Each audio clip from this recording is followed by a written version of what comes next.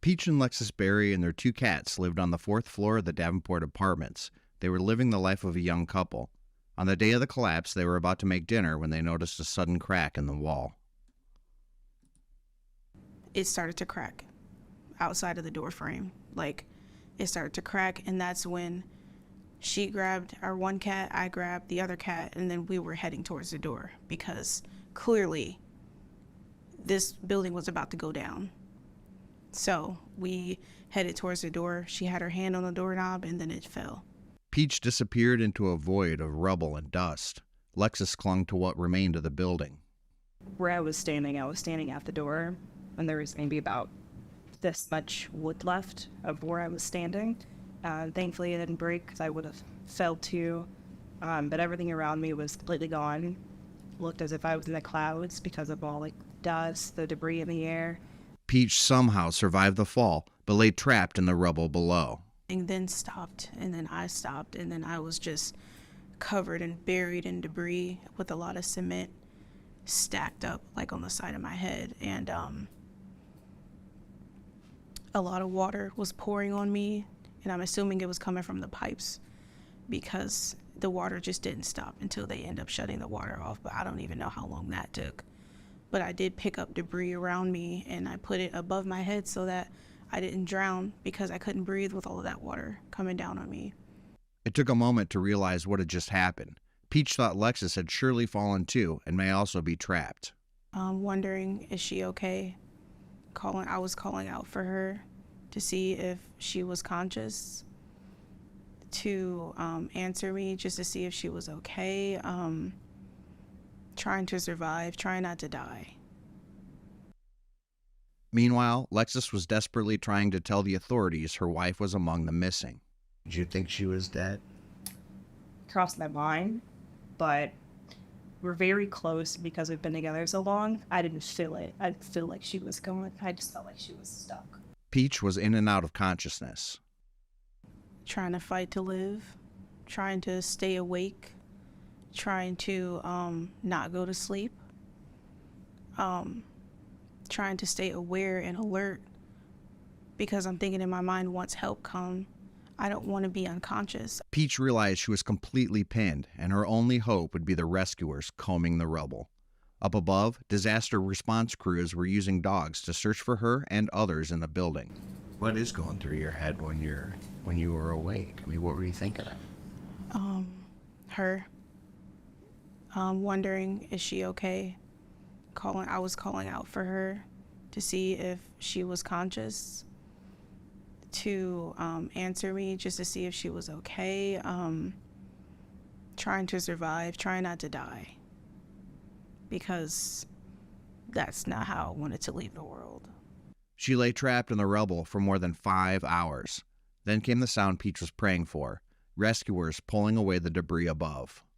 When they found me, it was a sigh of relief because once I had said my last, help, they answered. And so they immediately started to dig.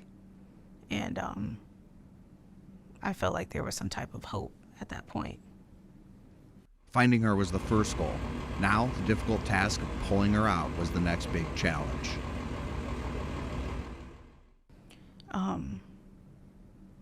I was in out of consciousness, so I feel like I definitely passed out while they were digging. I was definitely unconscious for sure, because I don't really remember I remember just being there trying to protect myself as much as I could up until once they turned the water off. I knew that I lost consciousness after that, because then by the time I came to, they had me halfway dug out already. That was the first time she realized how badly she'd been injured. Once they were digging me out and they finally were they got one leg loose, I realized that I was hurt once I couldn't get the other one, because I'm just okay, at this point, what's the issue? A surgeon who had been rushed to the scene said there was no choice but to amputate one of her legs. I was going to be able to live. I was going to be able to see her again. So I already came to terms with that in that moment. I processed it in that moment, and that's what it was. And I wasn't I wasn't really sad about it. I haven't really been sad about losing my leg because I knew that was the only way that I was going to be able to get out of that building alive. So I was okay with it. You said, just get me out of here. Mm-hmm. Absolutely. Did they tell you that it was the only way you were going to live? They did say that it's a possibility that everything could just come tumbling down at that point because they were moving so much stuff. So they said that they had to amputate it right then and there. Rescuers brought Lexus in to have a moment with Peach before the operation. Lexus put on a hard hat and a pair of borrowed shoes because she hadn't been wearing any when the building collapsed. Peach couldn't see Lexus, but she heard her voice. I didn't really get to speak because I was still in and out of consciousness even then, but I did hear her voice when I did come to back into consciousness. I'm right here, baby.